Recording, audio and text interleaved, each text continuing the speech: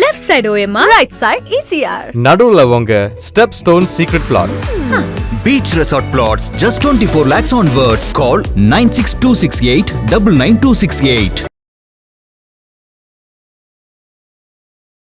சரி, ஓபிஎஸ் இன்னைக்காச்சும் ஒரு முடிவு எடுத்துருவாரு, ஏதோ ஒன்று நடந்துட்டு இருக்குது அப்படின்னு சொல்லிட்டு சரி சொந்த ஊர்லேயே வச்சிருக்காரு ஒரு கூட்டம், ஏதோ ஒரு முடிவு வந்துடும் அப்படின்னு சொல்லி பார்த்தா ஓபிஎஸ் அவருடைய பேச்சு வந்து இன்னமும் கடை வராது அப்படிங்கிற மாதிரி ஆயிடுச்சு சார். எப்படி பார்க்குறீங்க? ஒன்றும் மாற்றமே இல்லையா? நான் சேர்த்துக்கோன்றாரு அவர். எடப்பாடிக்கு எதிராக கேஸ் போட்டுட்டு எலெக்ஷன் கமிஷன்லேயும் பெட்டிஷன்ஸை போட்டுட்டு சேர்த்துக்கணும். எப்படி சேர்த்துப்பாங்க? இவர் தனியாக கட்சி ஆரம்பிச்சிருந்தாருன்னா இன்றைக்கி என்டிஏக்குள்ளே போயிருக்கு. ஏடிஎம்கேக்குள்ளே அவர் சேர்த்துக்க மாட்டார். ஒரு மணி நேரத்தில் ஒரு பதில் சொல்லிட்டார், வாய்ப்பே இல்லைன்ட்டாரு. அவர் கட்சிக்கு எதிராக நடவடிக்கைகள் ஈடுபட்டதால் பொதுக்குழு எடுத்த முடிவு அடிப்படை உறுப்பினர்லேருந்து நீக்கியதுன்னு சேர்த்துக்கொள்வது என்ற பேச்சுக்கு இடம் இல்லைன்னு தெளிவுபடுத்திட்டாரு. இப்போ எங்கே போவார் அவர்? டிடிவி தினகரங்கிட்ட இவர் போய் இப்போ பஞ்சாயத்து பண்ணுன்னு கேட்குறாரு. கூட்டணியில் இருக்காரு, ஏடிஎம்கேல உள்ள. அவர் எப்படி இவரை சேர்த்துக்க சொல்ல முடியும்? அவர் இன்னைக்கு ப்ரெஸ் மீட்டில் நான் அவர் சொன்ன ஒரு வார்த்தையை கேட்டேன், எங்களை பார்த்தா அவங்களுக்கு தான் பரிதாபமாக இல்லையான்னு. எதுக்கு இப்படி இன்னொருத்தரோட பரிதாபத்தை நீங்கள் எதிர்பார்க்குறீங்கனாலே நீங்கள் உங்கள் சுயமரியாதையை அடகு வைத்து விட்டுருக்கின்றார். சுயமரியாதையை அடகு வைத்த சுயமரியாதை இழந்த ஒரு மனிதனை மற்றொரு மனிதனோ மற்றொரு ஸ்தாபனமோ அமைப்போ மதிக்காது. ஆனால் இவர் ஒன்றுபட்ட அதிமுக நீங்கள் என்டிஏக்குள்ளே சேர்த்துக்க எனக்கு ஒன்றும் பிரச்சனை இல்லைன்றாரு. நான் அதிமுகக்குள்ளே தான் வருவேன்னா அவர் ஒத்துக்க மாட்டார். அண்ணன் எடப்பாடின்னு வேற சொல்றாரு. அண்ணன் எடப்பாடி சொல்லிட்டாரு. அண்ணன் எடப்பாடின்றது ஒரு கெஞ்சுறாரு. அடுத்த ஸ்டேஜ் கட்சி ஆரம்பிக்கிறதுக்கு எண்ணம் இல்ல, தேர்தல போட்டிடுறதுக்கு எண்ணம் இல்லை. அப்புறம் எதுக்கு அதிமுக சேர்ந்து என்ன பண்ண போறோம்? பிஜேபியால எடப்பாடியை கன்வின்ஸ் பண்ண முடியல. டிடிவியை நான் ஏத்துக்கிறேன்ட்டார் என்டிஏக்குள்ள. இவர் தன் நிலையை மேலும் மேலும் தாழ்த்தி கொள்கிறார். அப்ப டிஎம்கே சைடும் போறதுக்கான வாய்ப்பு இருக்காங்கிறதும் அவருக்கும் தெரியல. அவர் கூட இருந்த எல்லாருமே டிஎம்கே கூட எல்லாம் போனாருன்னா இன்னும் அவலப்பட்டு போவாருங்க. ஒரு முன்னாள் முதலமைச்சர் எப்படி திமுக போய் சேர முடியும்? 3 முறை முதலமைச்சர். முன்னாள் முதலமைச்சர் யாருக்கும் திமுக இடம் கிடையாது. ஒருவேளை திமுக அதிகாரம் போயிடுச்சுன்னா 2 முன்னாள் முதலமைச்சர் இருப்பாங்களா? அதுக்கும் வாய்ப்பு இல்லை. இவரோட வயசுல ஒரு சின்னவர், ஆனா அருமை அண்ணன்றாரு. எங்க இது அருமை அண்ணன்? அப்பயே நீ சொல்படி கேட்டு நடந்திருந்தீங்கன்னா 2023 அவர் பொதுச் செயலாளர் ஆகும்போது பொருளாளர் பதவி கொடுக்குறேனாரு. எல்லாத்தையும் விட்டுட்டு நீங்க உங்களை நம்பி வந்தவனையும் தெருவில் விட்டு நீங்களும் தெருவுக்கு இபிஎஸ் விஜய் மேல அட்டாக்கும் வைக்க தொடங்கிட்டாரு. அசம்பிளியில் மல்லு கட்டின்னு போய் அவருக்காக ஜவாப் பேசினார். இவர் அதிமுகவில் யாராவது பாதிக்கப்பட்டிருந்தா கூட இவ்வளோ தூரம் வக்காலுக்கு வாங்க மாட்டாங்க, நீங்கள் ஏன் வாங்குறீங்கன்னு ஸ்டாலின் ஓப்பனாகவே முதலமைச்சர் கேட்டார். சிச்சி இந்த பழம் புளிக்குது அப்படின்ற கதை தான் இது இன்னும் மோசமாக தான் போகும் இவங்களுக்கு. விஜயை நம்பருக்கு இவங்க விஜயை பற்றி முதல்ல கணிக்க தவறிட்டாங்க. கம்ப்ளீட்டாக இன்னைக்கு தனிமைப்பட்டு நிற்கிற ஒரு கட்சி கூட வரமாட்டேன். இன்னைக்கு அல்லாடிட்டு இருக்க ஓபிஎஸ், தேமுதிக, ராமதாஸ், கிருஷ்ணசாமி ஒருத்தர் கூட விஜய் கிட்ட வரமாட்டேன். இவருன்னா காங்கிரஸுக்கு அழைப்பு கொடுக்கறது. முதல்ல உங்க கூட யார் இருக்கா அதை பாருங்க.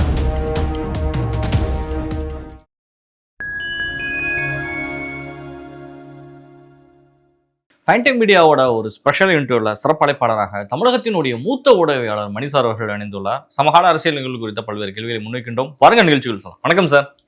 ஒரு பெரிய எதிர்பார்ப்பு கிரியேட் ஆச்சு. சரி, ஓபிஎஸ் இன்னைக்காச்சும் ஒரு முடிவு எடுத்துருவாரு, ஏதோ ஒன்று நடந்துட்டு இருக்குது அப்படின்னு சொல்லிட்டு சரி சொந்த ஊர்லேயே வச்சிருக்காரு ஒரு கூட்டம், ஏதோ ஒரு முடிவு வந்துடும் அப்படின்னு சொல்லி பார்த்தா ஓபிஎஸ் அவருடைய பேச்சு இன்னமும் காலத்தாமதான், இது என்காடே வராது அப்படிங்கிற மாதிரி ஆயிடுச்சு சார். எப்படி பார்க்குறீங்க? ஆமாம், பழைய மொந்தையில புதிய கல்லுன்னுவாங்க, அவ்வளோதான். இது பழைய மொந்தையில பழைய கல். இது old wine and new bottle, old wine and old bottle, அவ்வளோதான். ஒன்றும் மாற்றமே இல்லையா? நான் சேர்த்துக்கோன்றாரு அவர். எடப்பாடிக்கு எதிராக கேஸ் போட்டுட்டு எலெக்ஷன் கமிஷன்லேயும் பெட்டிஷன்ஸை போட்டுட்டு சேர்த்துக்கணும். எப்படி சேர்த்துப்பாங்க? இவர் தனியாக கட்சி ஆரம்பிச்சிருந்தாருன்னா இன்றைக்கி என்டிஏக்குள்ளே போயிருக்கலாம். ஏடிஎம்கேக்குள்ளே அவர் சேர்த்துக்க மாட்டார். ஒரு மணி நேரத்தில் ஒரு பதில் சொல்லிட்டார், வாய்ப்பே இல்லைன்ட்டாரு. பொதுக்குழு எடுத்த முடிவு இதை நான் எப்படி மாற்ற முடியும்? அவர் கட்சிக்கு எதிராக நடவடிக்கைகள் ஈடுபட்டதால் பொதுக்குழு எடுத்த முடிவு அடிப்படை உறுப்பினர்லேருந்து நீக்கியதுன்னு சேர்த்துக்கொள்வது என்ற பேச்சுக்கு இடம் இல்லைன்னு தெளிவுபடுத்திட்டாரு. இப்போ எங்கே போவார் அவர்? இது என்ன? அதாவது டிடிவி தினகரங்கிட்ட இவர் போய் இப்போ பஞ்சாயத்து பண்ணுன்னு கேட்குறாரு. அவர் கூட்டணியில் இருக்கார், ஏடிஎம்கேல உள்ள.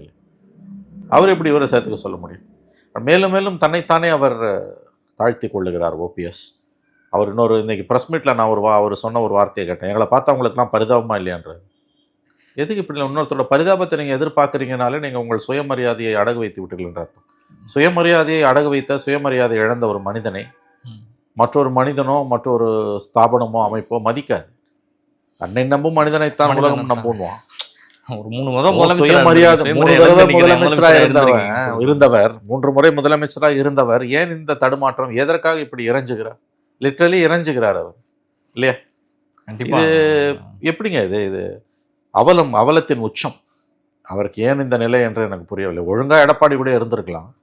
இல்லை வெளியில் வந்தியா அமமுக டிடிவி மாதிரி தனி கட்சி ஆரம்பிச்சு இன்னைக்கு போயிருந்தா கூட இன்னைக்கு ஒரு மரியாதை இருந்திருக்கும். என்டிஏக்குள்ளே சேர்ந்துருக்கும். நான் தான் அதிமுக அடம் பிடிச்சுன்னு இருந்தா என்னங்க அர்த்தம்? என்னை சேர்த்துக்கோ நீ எப்படிங்க கெஞ்ச முடியும்? இதுக்கு என்னங்க அர்த்தம்? அப்புறம் கோர்ட்டில் போய் இது கேஸ் போட்டேன். கேஸ் இது அடிப்படையில் ஒரு அரசியல் பிரச்சனை. இதுக்கு அரசியல் தீர்வு தான் காணணும். அரசியல் பிரச்சனைக்கு நீதித்துறையோட தீர்வு எதிர்பார்த்தீங்க. பொலிட்டிக்கல் ப்ராப்ளத்துக்கு ஜுடிஷியல் சொல்யூஷன் எதிர்பார்த்தீங்க. கிடைக்காது. கேஸை ஒரு பக்கம் போடுவீங்க, இன்னொரு பக்கம் என்ன சேர்த்துக்கணும். எப்படி சேர்த்துப்பாங்க? இப்போ ரெட்டையில சிம்பிள் நிற்கும் போது யார் கழுத்து போடுவாங்க? அப்போ நான் தான் ரெட்டையிலன்வேன். என்ன எனக்கு நானே வந்து கழுத்து போட்டுக்கிறேன். எனக்கு நானே கழுத்து போட்டுக்கிறேன். ஆகவே இது பழைய மந்தையில் பழைய கல் வினோத், அவ்வளவுதான். இது புதுசா ஒண்ணும் இல்லை. பிஜேபி இதுல ஒன்றும் பெருசா நடவடிக்கை எடுக்குமான்னு எனக்கு தெரியல. அவங்க ஒன்றுபட்ட அதிமுக விரும்புறாங்க. ஆனா இவரு வந்து ஒன்றுபட்ட அதிமுக நீங்க என்டிஏக்குள்ள சேர்த்துக்க எனக்கு ஒன்றும் பிரச்சனை இல்லைன்றாரு. நான் அதிமுகக்குள்ளதான் வருவேன்னா அவர் ஒத்துக்க மாட்டாரு. அண்ணன் எடப்பாடின்னு வேற சொல்றாரு. அண்ணன் எடப்பாடி சொல்லிட்டாரு. அண்ணன் எடப்பாடின்றது ஒரு கெஞ்சினார். அடுத்த ஸ்டேஜ் மொத்தமா போய் விழுந்துருவார்னு நினைக்கிறேன். இது ரொம்ப அவலமா இருக்குங்க. இதை பேசுறதுக்கே நீங்க சொன்ன மாதிரி 3 முறை முதலமைச்சராக இருந்தவருக்கு ஏன் இந்த தடுமாற்றம்? கட்சி ஆரம்பிக்கிறதுக்கு எண்ணம் இல்ல, தேர்தல போட்டியிடுறதுக்கு எண்ணம் இல்லைங்க. அப்புறம் எதுக்கு அதிமுக சேர்ந்து என்ன பண்ண போறோம்? என்ன இது புரியல. அவர் என்ன நினைத்து கொண்டிருக்கிறார் என்று பிஜேபியால எடப்பாடியை கன்வின்ஸ் பண்ண முடியல. டிடிவியை நான் ஏத்துக்கிறேன்ட்டார் என்டிஏக்குள்ள. இவர் ஏன் வந்து அது இவர் வந்து தன் நிலையை மேலும் மேலும் தாழ்த்தி கொள்கிறார். 1 ஹவர்ல அவர் ரியாக்ட் பண்ணிட்டாரு. அடுத்த செகண்ட் பிரஸ் மீட் வச்சுட்டு அவருக்கு இடம் இல்லைன்னு சொன்னதாங்க. அதுக்கு மாதிரி பேசுறதுக்கு இடமே இல்லை. தெளிவா தான் சொன்னார். டெல்லியில பேசினதும் அதான் பேசியிருக்காரு, இங்கேயே அதான் பேசியிருக்காரு. அவர் கூட இந்த அத்தனை பேரும் போயிட்டான். அவர் கூட இந்த அத்தனை பேரும் போயிட்டாங்க. யாருமே இல்லை. அவர் நிழல் கூட அவருடன் இருக்குமா என்று நமக்கு தெரியவில்லை. அவர் தன்னைத்தானே அவர் தாழ்த்தி கொள்ளுகிறார். இதில் அவர் அடையப்போவது என்ன? இவ்வளவு தூரம் வேண்டாம் சொன்ன பிறகு மதியாதார் தலைவாசல் மிதியாமை கோடி பெறும். நீங்கள் இதுக்கு பிறகு அங்கே போனீங்கன்னா உங்களுக்கு என்ன மரியாதை இருக்கும்? டிடிவி தினகரனும் அதை தான் சொல்கிறாரு. இப்போ ஓபிஎஸ் அவர்கள் ஒரு இதாக வந்தால் நாங்கள் வந்துட்டு கூட்டணிக்குள்ளே கூட நம்ம பேசலாங்கிற மாதிரி தான் டிடிவி பேசியிருந்தார். ஆனால் கட்சிக்குள்ளே அப்படிங்கிற வார்த்தை வந்து டிடிவி எந்த இடத்துலையுமே பயன்படுத்தலை. ஓபிஎஸ் ஒரு அணியாக வரட்டும்ங்கிற மாதிரி தான் அவரோட ரீதியிலையும் இருக்குது. ஆனால் எடப்பாடியில் உறுதியாகவே தான் இருக்குது. அப்போ டிஎம்கே சைடும் போகிறதுக்கான வாய்ப்பு இருக்காங்கிறதும் அவருக்கும் தெரியல. அவர் கூட இருந்த எல்லாருமே டிஎம்கே கூட எல்லாம் போனாருன்னா இன்னும் அவலப்பட்டு போவாருங்க. ஒரு முன்னாள் முதலமைச்சர் எப்படி திமுகவில் போய் சேர முடியும்? 3 முறை முதலமைச்சர். திமுக அதிகாரத்தில் இருந்ததுன்னா ஒரு முதலமைச்சர். முன்னாள் முதலமைச்சர் யாருக்கும் திமுக இடம் கிடையாது. ஒருவேளை திமுக அதிகாரம் போயிடுச்சுன்னா 2 முன்னாள் முதலமைச்சர் இருப்பாங்களா? அதுக்கும் வாய்ப்பு இல்லைங்கிற பிரச்சனை. அது எப்படி திமுக ஒத்துக்கும்? ஒருவேளை திமுக ஜெயிச்சதுன்னா ஒரு முதலமைச்சர், முன்னாள் முதலமைச்சருக்கு அங்க இடம் கிடையாது.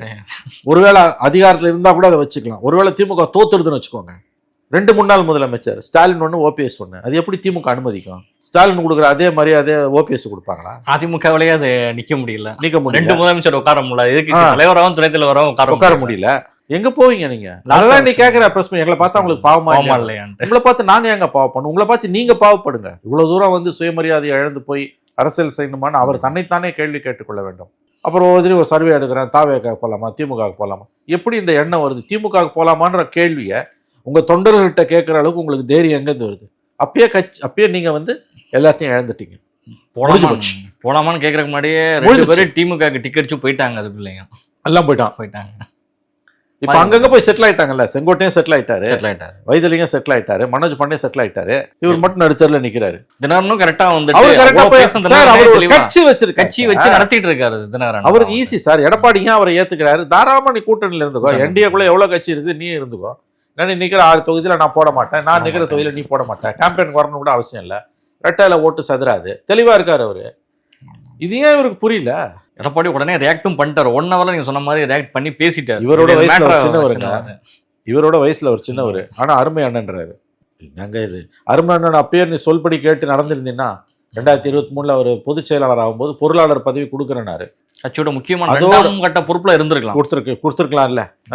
விட்டுட்டு எல்லாத்தையும் விட்டுட்டு நீங்க உங்களை நம்பி வந்தவனையும் தெருல விட்டு நீங்களும் தெருவுக்கு வந்து அவங்களா எஸ்கே போய் ஓட்டாங்க. கட்சியும் உடஞ்சிருக்காது. இருந்திருக்கும். எம்பி எலெக்ஷன் வேற மாதிரி வந்திருக்கும். ஓபிஎஸ் ஆச்சும் ஏதோ ஒரு வகையில பையனாச்சு நின்றுப்பான். இப்ப எல்லாமே போச்சு இல்ல. அதனால இது எத்தனை நாளைக்கு இந்த நாடகம் நடக்கும்னு தெரியல. இது வந்து துன்பியல் நாடகம். இது ரொம்ப நாள் ஓடாது. யாரும் அதை சீரியஸா எடுத்துக்கிறது இல்லை. அப்படிதான் நான் பார்க்கிறேன். இபிஎஸ் வந்து விஜய் மேல அட்டாக்கும் வைக்க தொடங்கிட்டாரு. கொரோனா காலத்திலே வராத ஒரு விஜய் அப்புறம் இதுக்கும் எங்க வந்தாரு? கரூர் பிரச்சனைக்கும் ஓடி விழுந்தவர் தானே விஜய்னு சொல்லி விஜய் மீதான ஒரு அட்டாக்கையும் வைக்க. ஏன்னா அதிமுக விஜய் அலைன்ஸ் அப்படின்னு பேசப்பட்டிருந்த எல்லாமே விஜய் அன்னைக்கு பேசின பேச்சோடைய முடிவுக்கு வந்து விட்டது. 24-25 முடிவுக்கு வந்துருச்சு. அப்படிங்கிறப்ப அதிமுக முழு மூச்சாக அவர் மீது வந்து விமர்சனங்கள் வைக்க தொடங்கிவிட்டது. சீச்சி இந்த பழம் புளிக்கும். இந்த அசம்பிளியில் மல்லு கட்டின்னு போய் அவருக்காக ஜவாப் பேசினார் இவர் வந்து.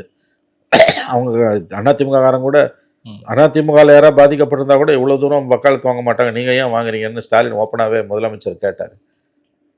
முழுக்க முழுக்க அரசாங்கம் தான் பொறுப்பு, விஜய் மேலே தப்பே இல்லைன்னாரு எடப்பாடி. அப்புறம் பொதுக்கூட்டத்தில் எவனா கொடியை தூக்கி காமிச்சான், பிள்ளையார் சொல்லி போட்டாச்சுன்னாரு. இன்னைக்கு அப்படியே போட்டிக்கிட்டு சீச்சி இந்த பழம் புளிக்குது அப்படின்ற கதை தான் இது. இது இன்னும் மோசமாக தான் போகும் இவங்களுக்கு. விஜயை நம்பருக்கு இவங்க வந்து விஜயை பற்றி முதல்ல கணிக்க தவறிட்டாங்க. ஜெயலலிதா இருந்தால் அந்த தப்பெல்லாம் நடக்குமா?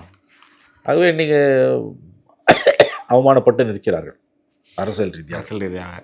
காங்கிரஸ் வந்து ரொம்ப தெளிவாகவே ஒரு முடிவில் வந்து இருக்காங்க. அதில் எந்த அலைன்ஸும் போடல. டிஎம்கே அலைன்ஸாங்கிறத கன்ஃபார்ம் பண்ணியாச்சு. அந்த டிவிகேக்கான பிரச்சனையை வந்து முற்றுப்புள்ளி வச்சாச்சு. எஸ்ஏசி அவர்களுடைய பேச்சு வந்து சர்ச்சையானது. ஏங்க அது டிவிக்கோட வந்தீங்கன்னா நாளைக்கு நீங்கள் முதலமைச்சர் ஆகலாங்கிற மாதிரி எஸ்ஏசி பேசியது. நீ யாரும் அவங்க எவ்வளவு பலவீனமா இருக்காங்க. நீ வந்து கடை விரித்தேன் கொள்வார் இல்லை, உனக்கு கூட்டணி சேர கட்சியே இல்லை, கம்ப்ளீட்டா நீ இன்னைக்கு தனிமைப்பட்டு நிற்கிற. ஒரு கட்சி கூட உங்க கூட வரமாட்டேனுது.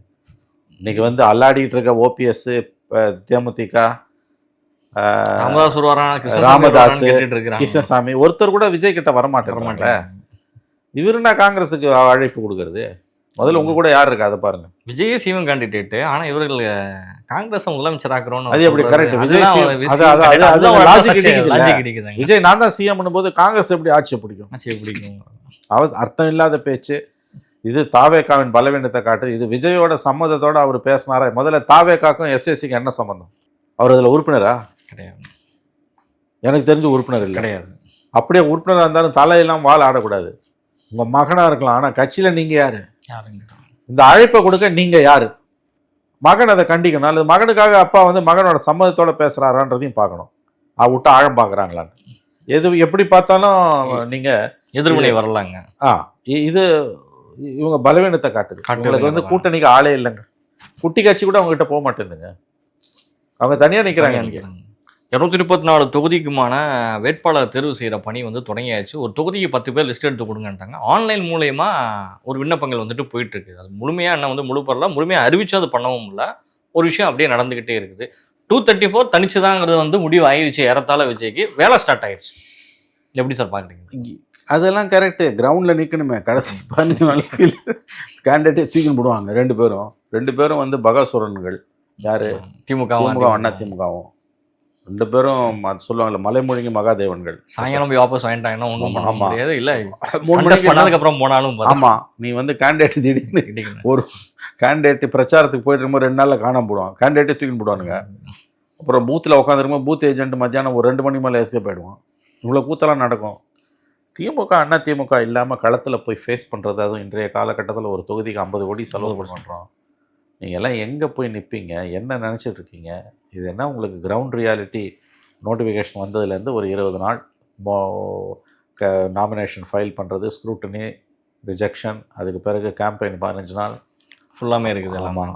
அப்புறம் போலிங் டே அன்னைக்கு மேனேஜ்மெண்ட், வாக்குப்பதிவு நாள் அன்றைய அரசியல், எதுவுமே தெரியாமல் நாங்கள் போய் நிற்போம் அப்படின்னா இவங்க வந்து நாமினேஷன் எல்லாம் ஆன்லைனில் வாங்குறாங்கன்றாங்க. ஆன்லைனில் வாங்கினாலும் ஆஃப்லைனில் வாங்கினாலும் எல்லாரும் அப்ளிகேஷன் கூட்டெல்லாம் நடக்க போகுது பாருங்க. பல தொகுதிகளில் விஜய் கேண்டிடேட்டை தூக்கின்னு போடுவானுங்க. அதெல்லாம் நடக்கும். அப்படியே இருந்தாலும் பூத்துக்கு ஆளை கூட்டின்னு வரணும். இவ்வளோ விஷயம் இருக்குது. இதையும் மீறி ஜெயிச்சாங்கன்னா பெரிய விஷயம் தான், மறுக்கல. ஆட்சி அமைக்கிற அளவுக்குலாம் எப்படி வருவாங்க இல்லை. அவர்கள் தேர்தல்களை குறித்த, தேர்தல் நாளன்று நடக்கக்கூடிய விஷயங்களை குறித்த அவருடைய பார்வை துல்லியமானதாக இல்லை என்பதைத்தான் இது காட்டுகிறது. நிச்சயமா சார், உங்களுடைய நேரங்களை ஒதுக்கி பல்வேறு கேள்விகள் பதில் தந்தமைக்கு நன்றி. நன்றி.